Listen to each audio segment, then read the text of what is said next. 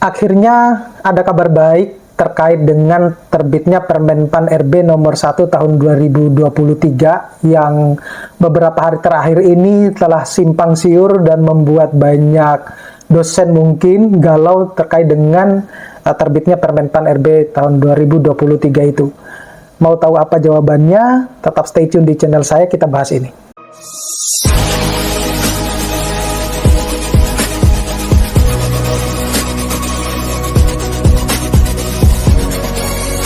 Assalamualaikum warahmatullahi wabarakatuh.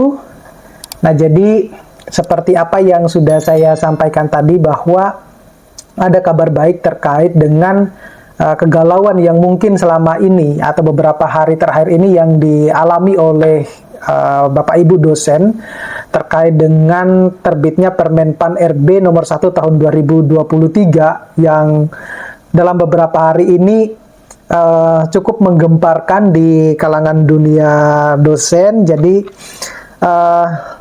ada surat yang beredar, surat edaran ini dari Direktorat Jenderal Pendidikan Tinggi, Riset dan Teknologi, yang di dalam sebuah video juga yang diupload pada hari ini, di mana para pimpinan, terutama dalam video tersebut dikhususkan untuk pimpinan-pimpinan di LL Dikti masing-masing wilayah. Jadi surat edarannya itu nanti saya akan tampilkan di bagian akhir dari video saya, nomor 0275-E-DT 040.01 tahun 2023 yang terkait dengan Permenpan RB nomor 1 tahun 2023. Saya juga sudah merangkum secara singkat ya dari video yang saya ikuti tersebut, dari penjelasan Dirjen Dikti terkait dengan Permenpan RB nomor 1 tahun 2023. Jadi nanti kurang lebih saya akan membacanya di sini karena skripnya masih dalam bentuk tulisan. Apa sebenarnya kabar baiknya tersebut? Jadi Dirjen Dikti Ristek Dikti itu baru saja mengeluarkan surat edaran terkait dengan tindak lanjut Permenpan RB nomor 1 tahun 2023. Lebih tepatnya video ini adalah mungkin klarifikasi dari, jadi saya hanya cuma mengulangi apa yang ada di dalam video yang baru baru terbit hari ini. Nah, video saya ini mungkin besok lah baru saya akan publish di YouTube saya. Jadi yang dimana Permenpan RB nomor 1 tahun 2023 itu sukses menjadi trending nomor 1 ya, drama dosen di bulan April ini. Kita lagi puasa, kemudian ada informasi tersebut. Nah, kabar baiknya adalah di mana Permenpan RB nomor 1 tahun 2023 itu sebenarnya ya ternyata hanya berlaku untuk dosen yang dengan status ASN. Nah, status ASN itu adalah ya dosen PNS maupun dosen ya P3K itu. Gitu. Jadi Permenpan RB nomor 1 tahun 2023 ini tidak berlaku untuk dosen non aparatur sipil negara atau non ASN. Nah, itu jadi kalau beberapa hari terakhir LL Dikti di wilayah masing-masing itu bahkan sampai membuat jadwal kapan kita harus segera mengumpulkan. Nah, itu yang menjadi cukup heboh di kalangan dosen. Kemudian terkait juga dengan apakah adanya keterlambatan di dalam proses kita mengajukan jabatan fungsional. Ternyata tidak juga semuanya terbesit di peraturan tersebut. Jadi saya bacakan ya Bapak Ibu. Di dalam peraturan tersebut itu sebenarnya secara garis besar akan mengatur yang namanya penilaian angka kredit dan pembimbingan bagi dosen baru. Ini khusus untuk yang ASN dulu ya. Jadi Permenpan ini berlaku untuk ASN. Nah, sedangkan kita ketahui bahwa di Indonesia itu paling banyak dosennya adalah non-ASN. Ya, jadi dosen-dosen yang non-ASN tentunya tidak akan terkena dampak dengan Permenpan nomor 1 tahun 2023 tentang ASN. Lalu bagaimana hubungan atau link antara Permenpan dengan dosen ASN? Ini jelas di mana mereka langsung terkait dengan Permenpan RB nomor 1 tahun 2023. Jadi dosen ASN, dosen baik itu dosen-dosen DPK yang ditugaskan di kampus swasta juga secara langsung terkena dampak dari terbitnya Permenpan RB tahun 2023 ini, ya.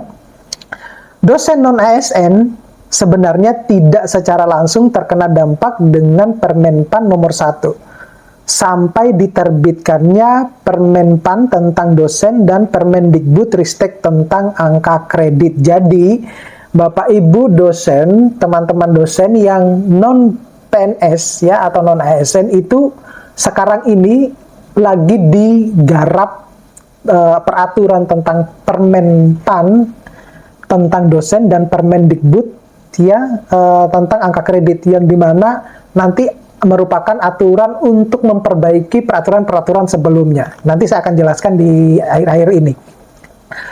Oleh karena itu, kita tidak harus mengumpulkan sebenarnya kinerja dosen non-ASN dengan mengacu pada Permenpan RB nomor 1 tahun 2023. Jadi kalau dosen-dosen non-ASN yang sampai saat ini belum mengerjakan, ya udah nggak usah dikerjakan gitu, karena kita menunggu aja peraturan yang terbaru.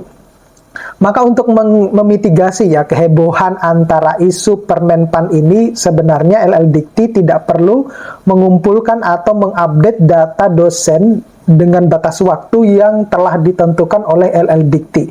Ini Bapak Ibu, apa yang saya tulis ini merupakan apa yang saya dapatkan dari video LLDikti yang publish hari ini. Jadi kalau misalnya Bapak Ibu mau yang versi panjangnya yang 1 jam itu, ya monggo silakan. Nah, saya hanya cuma berusaha meringkas dari apa yang ada di dalam video tersebut. Nah, di mana batas waktu yang diberikan sampai tanggal 30 Juni itu hanya berlaku untuk ASN saja.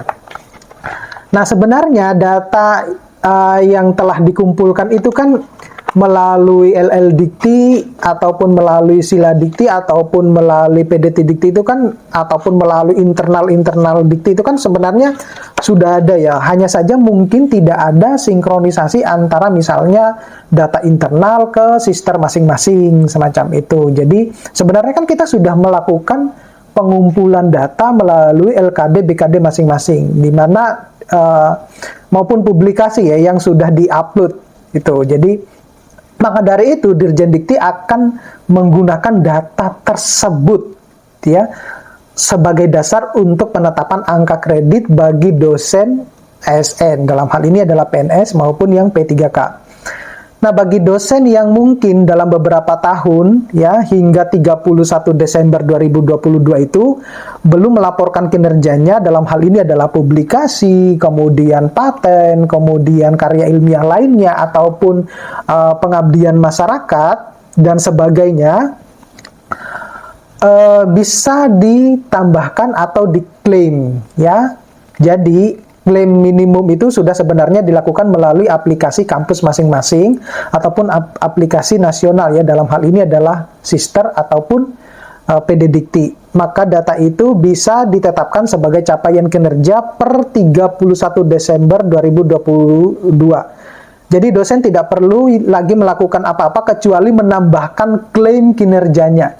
Nah, itu jadi maksudnya mungkin Bapak Ibu dosen kan sudah selama ini kan sudah melaporkan di LKD BKD masing-masing ya, di Sister. Jadi kalau misalnya ada ternyata tambahan, ya udah tinggal menambahkan itu saja yang sampai tanggal 31 Desember 2022. Nah, hari ini itu sudah terbit tadi surat, nanti saya akan tampilkan suratnya di bagian akhir video.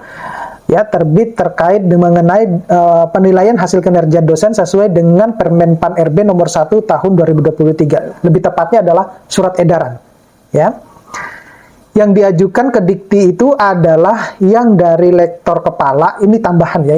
Jadi yang sebenarnya yang diajukan ke dikti itu adalah data yang dari lektor kepala ke profesor. Sedangkan kalau yang dari asisten ahli ke lektor ya cukup sampai LL Dikti saja.